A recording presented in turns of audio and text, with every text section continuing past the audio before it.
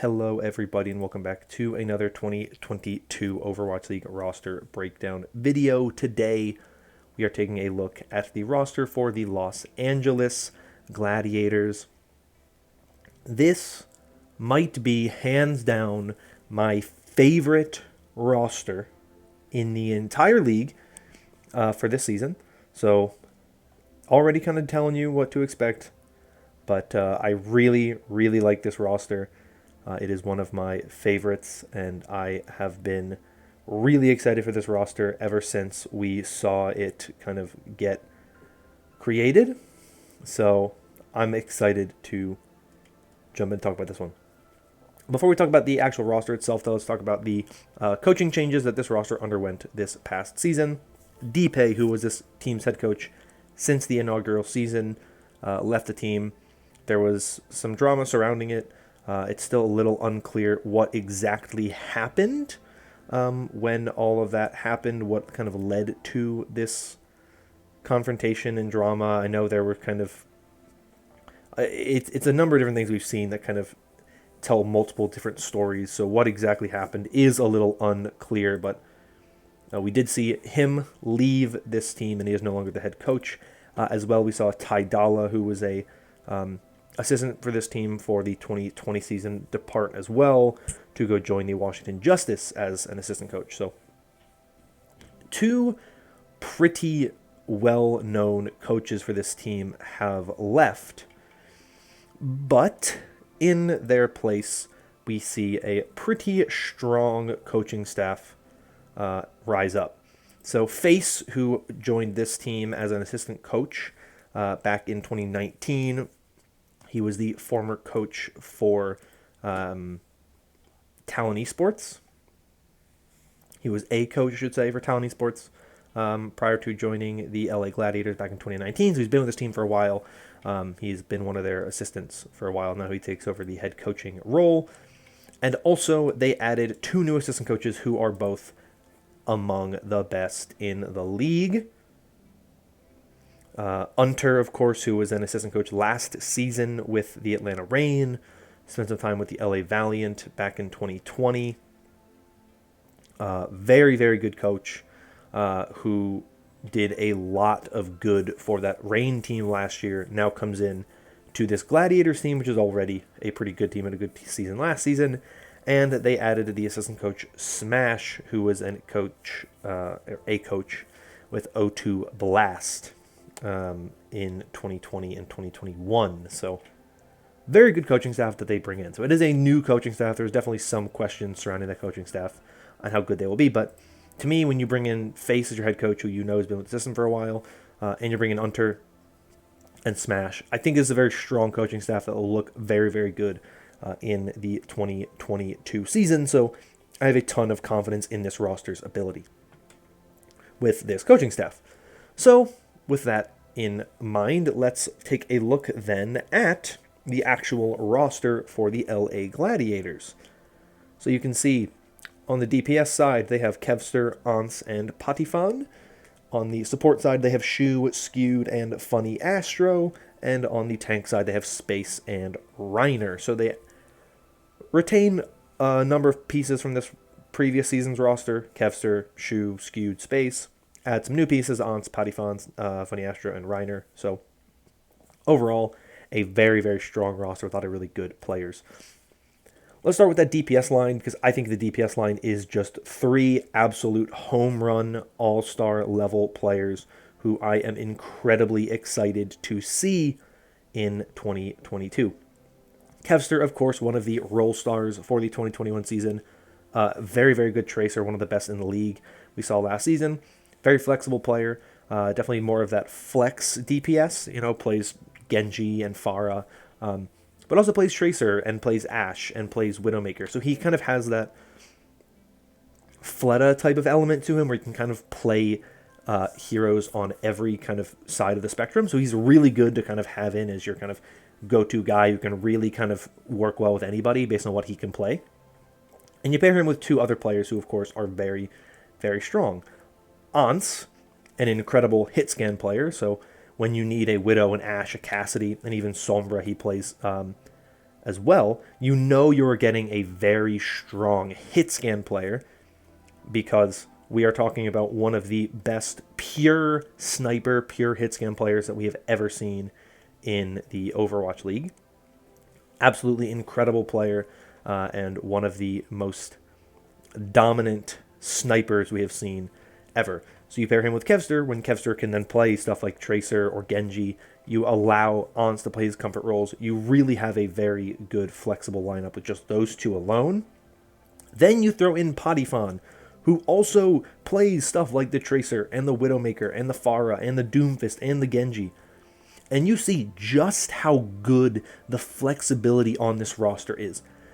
And you may say there's a lot of overlap on this roster, which is very, very true. There is some overlap on this roster. But because Kevster and Potifon are so flexible, you can put them in on pretty much anything, and they can play pretty much anything you need. And when you need that really, really, really good, really, really strong, dedicated sniper player, you throw in Ans, and you are basically covered on everything you could possibly ask for. And if you are somebody who is not familiar with Potifon, because he is a rookie going into this season, he has been around for a very long time. He kind of came really into the spotlight back in 2017, I believe it was, when he played for the World Cup team in Thailand. I could be wrong. It could have been 2018 when he really first came out, but it was around that time, 2017, 2018, where he played for Team Thailand and just dominated.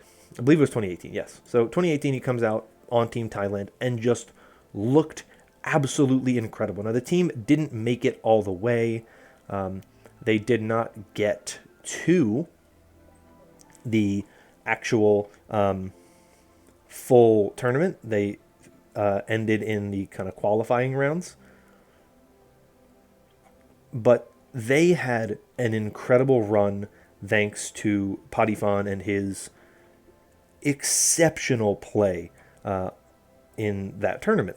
And it really kind of brought him into the kind of spotlight.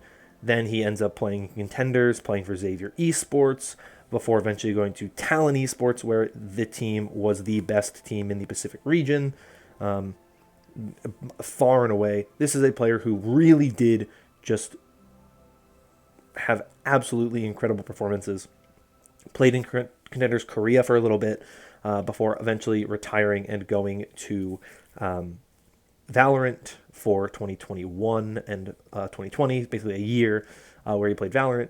But he has returned, and he is an absolute beast of a player. He is incredible. He was one of the best players in Overwatch. He was one of the best players in Valorant. We are talking about somebody who is easily one of the most exciting and flexible DPS players we have ever seen.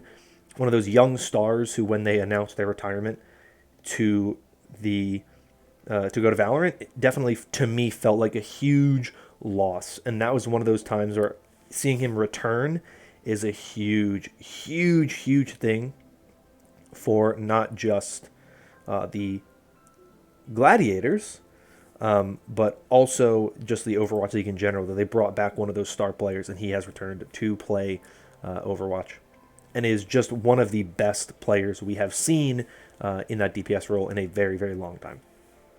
So I'm incredibly excited for this DPS lineup. I think all three of these players are exceptional star talent players. And I think you just have so much flexibility and ability to run so many different looks with this roster, and the ability to kind of run a lot of surprising looks, because not everyone's going to expect, what are they going to run if they're running Kevster Potifon, right? Like, who's going to play hit scan, who's going to play the Tracer? You never really know, I think, early on in the season. And that'll be, I think, a big thing that the Gladiators have going for them. And because Potifon played for Talon Esports, he has experience with FaZe. So you already know that the coaching staff has used him before. So that's a really, really big thing. So love the DPS lineup for this team. I'm incredibly excited to see them in action. But let's move on to the support line. Let's start off with Shu, one of the MVP candidates from last year, another role star for 2021. Shu was absolutely incredible last season. He is such a good flex support player. His Zenyatta, his Ana, his Moira, his Batiste are all amazing. He is a carry level player. Obviously, very well known for his performance on Havana in the Countdown Cup, which essentially turned the entire tournament for the Gladiators. I guess they didn't really turn it because they were already they were tied and they had been winning and they were losing, but it kind of saved the tournament for them because he was just that good. So I think Shu is arguably right now the top flex support in Overwatch, and I think that you have to be on the lookout for him all the time because he has just been so incredible ever since he joined the league. I think he wasn't getting as noticed as much when he was on the Guangzhou Charge, because Guangzhou was kind of okay in 2019, and then they were playing in APAC in 2020, so a lot of the Western fans may not have watched him play. But ever since he joined the Overwatch League, he has been incredible. He's been one of the best in the league, and absolutely an amazing, amazing player who has just elevated every team he's been on to a level that I don't think we see very often. So Shu, definitely one of my favorite players on this team, arguably the best player on this team. Pair him with Skewed, of course, another flex support player. Double flex support seems to be a pretty common meta that is going to be seen a lot in 2022. Seems like a lot of teams are preparing for that. But we also know that Skewed, aside from his Zen and his BAP and his Ana, is an incredible Brigitte player, and arguably the best Brigitte player in the league. He is a very, very good player. His Brigitte is absolutely incredible. And so to me, I look at Skewed and I see one of the best players in the league in terms of his value to this team, because if you need a Brig, you can rely on Skewed, and you know that he can do that double flex support as well, so you don't have to do as many switching roles and stuff and switching players as you would if you have a main support in. But also, on your main support role, you have Funny Astro, who is one of the best main support players in the league. And we've seen him dominate, especially on the Lucio. He also plays the Mercy at a high level, and he can play the Brig if need be, and he can play the Batiste if need be. So, once again, this is an example of this Gladiators roster just valuing the flexibility to be able to run, players that they feel comfortable in their ability to run, more than one hero if they need to in a single map, right? If they need a really good Lucio player, but they also need someone who can play Brig in the same map potentially, well, Funny Astro can do that. If they need someone who can play a really good Brig and also be there for a double flex support meta, you can rely on Skewed for that. It's a very well-rounded roster in every shape and form, and it is preparing for basically any potential option, right? Their DPS trio, they can run double hit scan if they need to. They can run double flex DPS if they need to. No problem. They can run hit scan and flex DPS if they need to. Here, they can run double flex support if they need to. They can run flex support main support if they need to. No problem. The roster is so smartly constructed, and it's just perfect pieces. Really good, high-quality players who are just among the best in the league, some of the best at their roles, coming together on one team and just gelling, I think, into creating just this really strong mixed Western and Asian roster, which is pretty rare to see do exceptionally well. Obviously, the Shock were very, very, very good in 2019 and 2020, of course, where they were a mixed nationality roster. But they're kind of the exception. In a lot of cases, we haven't seen many other teams perform that well that are mixed. But this team really is one that I think has all of the potential to be that good. And it ends really with this tank line, which I do have a ton of faith in. Once again, we have another role star for 2021. We have Space. Off-tank player. He can play it all. He can play Diva. He can play Roadhog. He can play Zarya. He can play Sigma at a very high level. He's a leadership figure. He is incredibly important to this team, not just because of his talent and his skill, but also because he is a very big leadership figure for this team, right? Space is a World Cup champion, right? Won the World Cup in 2019. Is a Countdown Cup champion. Has been on some incredible teams. He won 2018 Stage 4 with the LA Valiant. He has been on a bunch of teams. He has found a bunch of success throughout his career. And he is, in my opinion, the best the best Western off tank in the league, and it's not even a question. He is incredibly talented. And who you pair him with now, I say pair him with, even though technically it's not really pairing, considering there's only one tank now.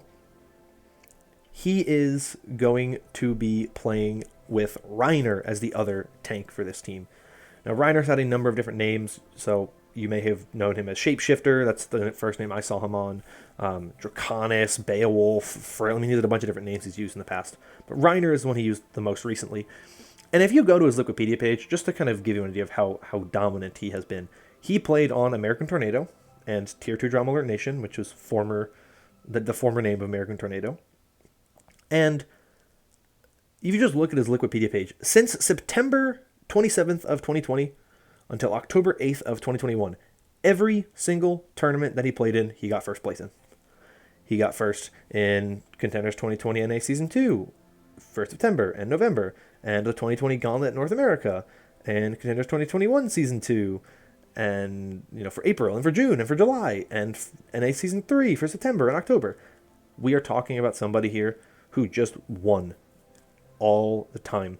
Incredibly consistent in his performances. He was on a super team in the Western region, in the NA Contenders region, and a big part of it was Reiner's ability to play every main tank. He can play the Rhine, he can play the Ball, he can play the Winston, he can play the Orisa, he can even play the Roadhog. He is among the best main tanks joining the league this season. He is easily one of the most talented Western main tanks we have. How well he'll be able to play, of course, moving into 5v5 versus 6v6, we'll see over time. I think there are definitely some concerns about his, how the tank role in general will change with Overwatch 2 and the game moving to 5v5, but I'm really, really confident in this tank line. They can cover everything. I think they'll have a very good kind of solution, understanding of how to play the game, just with their coaching staff. We'll see, of course, because no one really knows what to expect, but I am a huge fan of this LA Gladiators roster. Like I said, this is my favorite roster in the league. I think, that doesn't necessarily mean I think it's the best roster. I think the Shanghai Dragons are still most likely to be the best roster in the season, and they're still the team that I expect to be the champion at the end of 2022, most likely, just based on what we've seen so far. But I think the Gladiators right now look like probably the best team in the Western region, which I think is a bit of a hot take for some people when you have a team like Dallas in the region as well. But I just think the Gladiators are the team that I feel like I know what to expect from them the most, and what I expect from them the most is very, very, very high-level performances. Maybe they have a slow start like they did last season, and maybe things take a little while for them to kind of get going and going and going. But as things stand right now, I think this Gladiators team is so strong and so incredibly gifted that I have very, very, very few concerns when it comes to the strength of this roster. So I'm a very strong believer in this roster. I think they're going to be one of the best in the league. It is my favorite constructed roster, I think, in especially the Western region, but I think in the whole league. And I cannot wait to see this team play in 2022 because they are my babies that I am excited to watch dominate in the future. But that is just me. Those are my thoughts. I'd love to hear from you, your own thoughts on this Gladiators roster in the comments down below. Let me know down there. Do you think this is a good roster? Do you think I'm overrating this roster? Whatever your thoughts are, I would love to hear them from you. But that is all from me for today. Thank you so much for watching. If you enjoyed this video and want more like it in the future, consider liking and subscribing. And until next time, hope you're all staying safe and staying healthy. And bye-bye.